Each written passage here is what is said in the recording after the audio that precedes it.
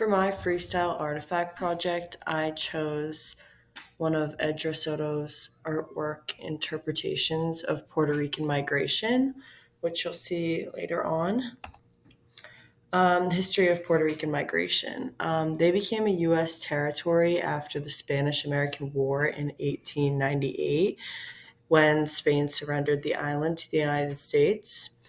This means that the people of this territory are U.S. citizens and they pay federal taxes such as Social Security and Medicare, but not federal income tax.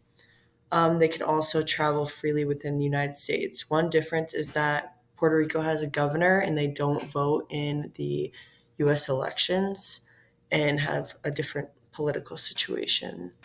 Um, when Puerto Rico became a U.S. territory, the American sugar companies began to buy farmlands in Puerto Rico because the weather was good to grow the sugarcane there. The land that they were buying was crucial to feeding the islanders, so this became a problem. But the Puerto Ricans decided to start working on these farmlands. Unfortunately, sugarcane has a 4 month long off season for cultivation, and this put many people out of work for a major portion of the year. And the families of these workers became extremely poor. Post World War II, desperate for work, hundreds of Puerto Ricans set off to a more promising life in United States. Some individuals set off alone and were sending money back to their family in Puerto Rico, and others packed everything up and left all together as a family. This became known as the Great Migration. In a lot of people from Puerto Rico went to New York City. About 85% of them took 6 hour commercial flights to New York.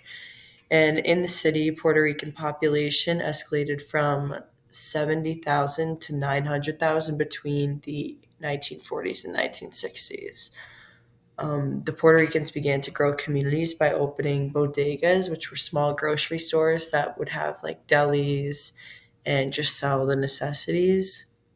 They occupied tenement houses in the Lower East Side of the city. Um, These people who went from Puerto Rico to New York City became known as Nuyorican.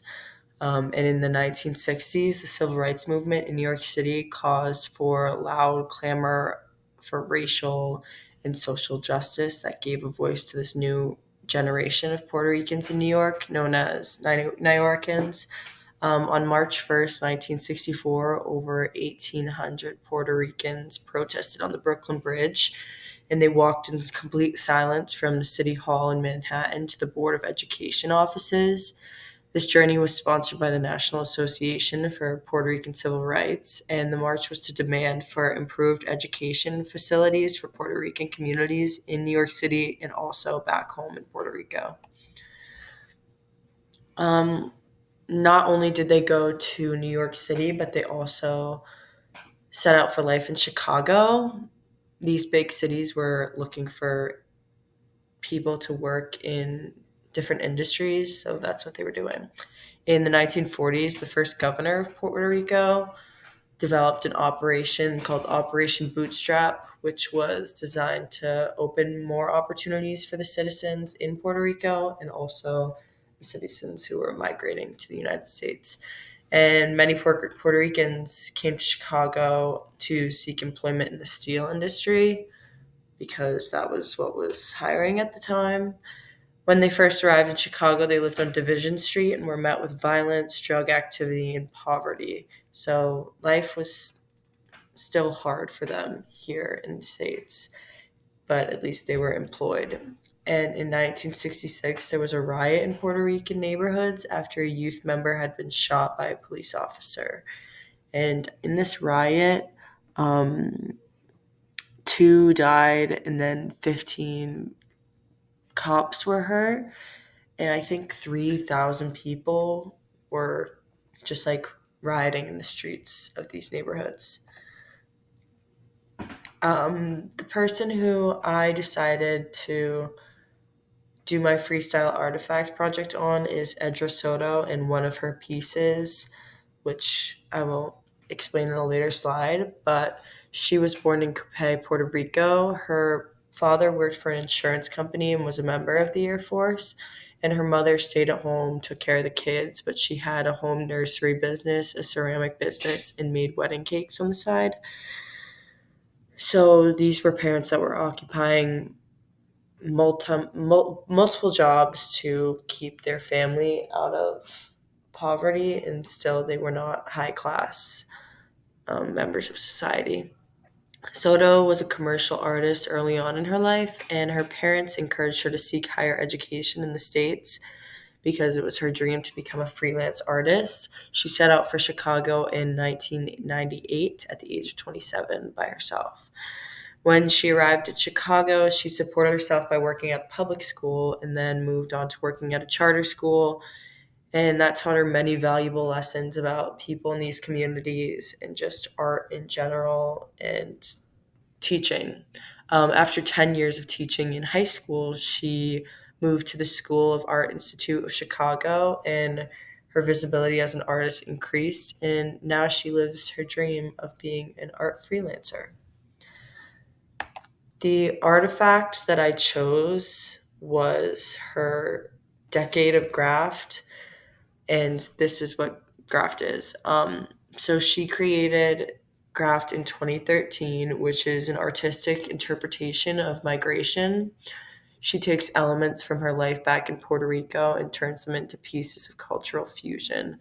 The name graft comes from the idea of a skin graft, like in surgery, and how you take skin from one piece in the place in the body and make it work somewhere else. And she applies that idea of her move from Puerto Rico to Chicago. In the picture on this slide, you can see people looking through her artwork that she has pictures from her life back in Puerto Rico in viewfinders, which is really interesting.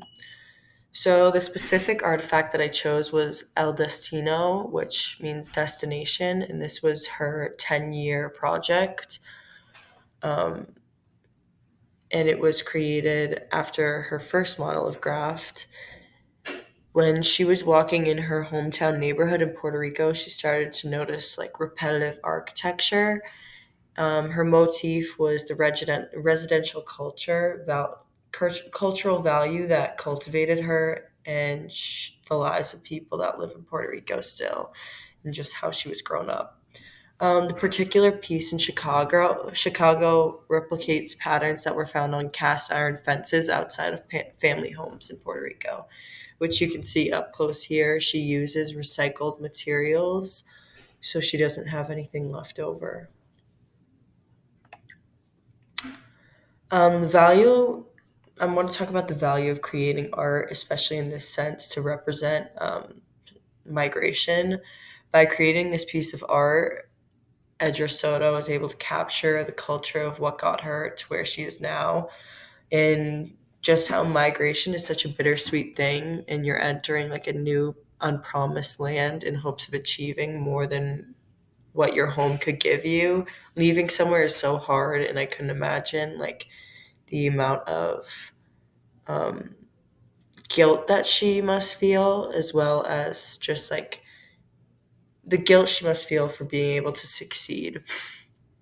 So she wanted to find a way to express her journey to the United States in 1998.